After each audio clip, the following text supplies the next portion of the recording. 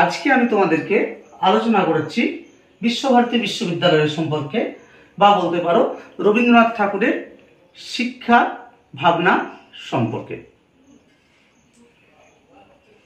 রবীন্দ্রনাথ ঠাকুরের পিতা মহর্ষি দেবেন্দ্রনাথ ঠাকুর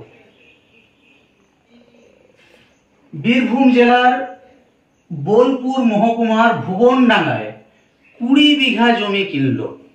কার কাছে কিনেছে? না, সেই সময় রায়পুরের জমিদার ভুবন মোহন সিংহের কাছে। কার কাছে? ভুবন মোহন সিংহের কাছে 20 বিঘা জমি কিনলো 1863 সালে। এবারে এখানে দুটো ছাতিম গাছের নিচে একটি ব্রাহ্ম উপাসনা করার জন্য একটি মন্দির প্রতিষ্ঠা করলো। সেই মন্দিরটার নাম কি? মানে আশ্রম। তখন কিন্তু দেবদেবীর পুজো নয় এটা, হ্যাঁ, আশ্রম। সেই আশ্রমটার নাম হলো শান্তিনিকেতন। হ্যাঁ, শান্তিনিকেতন কেন রাখলেন? না, এই যে ব্রাহ্ম উপাসনা করতেন যে আশ্রমটিতে বসে, সেখানে কিন্তু মনের আরাম, হ্যাঁ, প্রাণের আরাম, মনের আনন্দ, আত্মার শান্তি। কি বললাম? প্রাণের আরাম, মনের আনন্দ এবং আত্মার শান্তি পেয়েছিলেন বলেই এটার নাম দিয়েছিলেন শান্তিনিকেতন।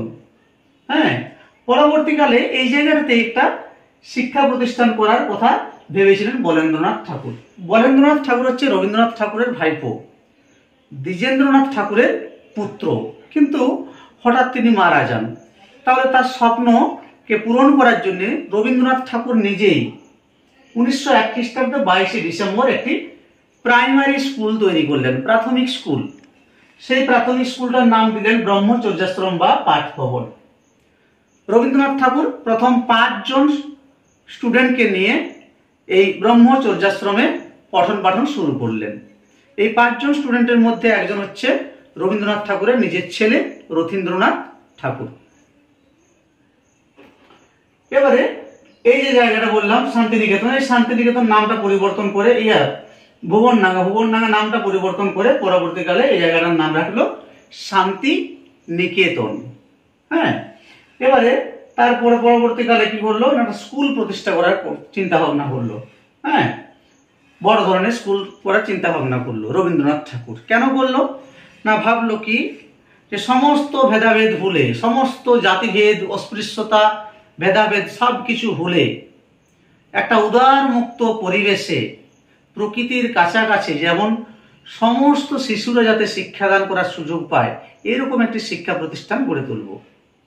এরকমই একটি শিক্ষা প্রতিষ্ঠান গড়ে তুলব যেখানে শিক্ষকেরা অর্থাৎ গুরুরা, হ্যাঁ, যারা স্নেহ, মমতা, ভালোবাসা দিয়ে ছেলেদের শিক্ষা দেবে এবং শ্রদ্ধার সহিত সেই সমস্ত ছাত্ররা শিক্ষাটাকে গ্রহণ করবে।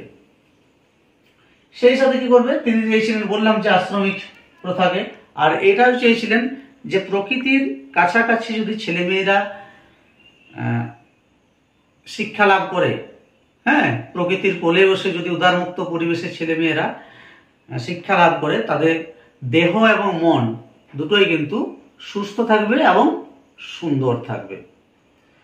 যখন দেখছে বিভিন্ন জায়গা থেকে এই শান্তিনিকেতনে এসে পড়াশোনা করছে বহু ছেলে মেয়ে, তখন তিনি কে? না, রবীন্দ্রনাথ ঠাকুর একটি স্বতন্ত্র বিশ্ববিদ্যালয় প্রতিষ্ঠা করার কথা ভাবলেন 1918 খ্রিস্টাব্দে জন অ্যান্ড্রুজের সাথে। বিখ্যাত কৃষিবিদ, জার্মান কৃষিবিদ অধ্যাপক জন অ্যান্ড্রুজের সাথে আলোচনা করলেন এবং শেষ পর্যন্ত 1921 খ্রিস্টাব্দে তিনি বিশ্বভারতী বিশ্ববিদ্যালয় প্রতিষ্ঠা করলেন এবং সেখানে বেশ কিছু বিভাগ ছিল শিক্ষার। তার মধ্যে কয়েকটি বিভাগের নাম আমি বলছি: পাঠ ভবন, শিক্ষা ভবন, কলা ভবন, রবীন্দ্র ভবন, বিদ্যা ভবন, চীনা ভবন, হিন্দি ভবন, এই সমস্ত ভবন। এছাড়াও অনেক ভবন ছিল যেগুলো এই ভিডিওর মাধ্যমে বলা সম্ভব নয় বা নোটসের মধ্যে যেহেতু নেই। রবীন্দ্রনাথ ঠাকুর যা কিছু করে গেছে, এই সামান্য ভাবে বলে সেগুলোকে বলা যাবে না, সম্ভব নয়। রবীন্দ্রনাথ ঠাকুর শিক্ষা নিয়ে যা কিছু করেছে, তিনি মানুষ, শিক্ষা ও প্রকৃতির একটা অপূর্ব সমন্বয় ঘটিয়ে গোটা বিশ্বের, হ্যাঁ, ধর্ম, সংস্কৃতি এবং জাতিকে এক করে দিয়েছিলেন একটা মহামিলন কেন্দ্রে পরিণত করেছিলেন। তাহলে বিশ্বভারতী বিশ্ববিদ্যালয় প্রতিষ্ঠা হলো। এখানে কারা কারা ভালো পড়াশোনা করলো, এমন কিছু ছাত্রছাত্রীর নাম বলো যাদের নাম কিন্তু গোটা বিশ্ব চেনে। বিশ্বভারতী বিশ্ববিদ্যালয় থেকে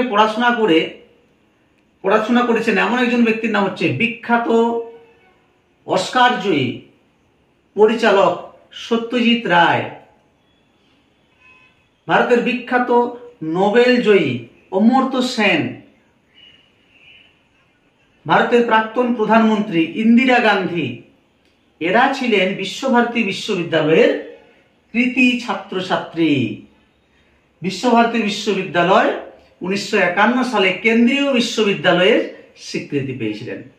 কত সালে কেন্দ্রীয় বিশ্ববিদ্যালয়ের স্বীকৃতি পেয়েছিলেন? 1951 সালে।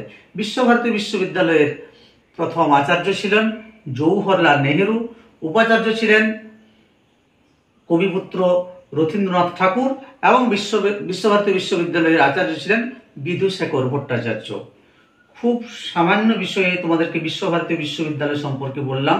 যে কথাগুলো বললাম, যে তথ্য দিলাম, এগুলো কিন্তু তোমরা ভালোভাবে দেখে নাও, একটা খুব সুন্দর নোটস তৈরি হয়ে যাবে।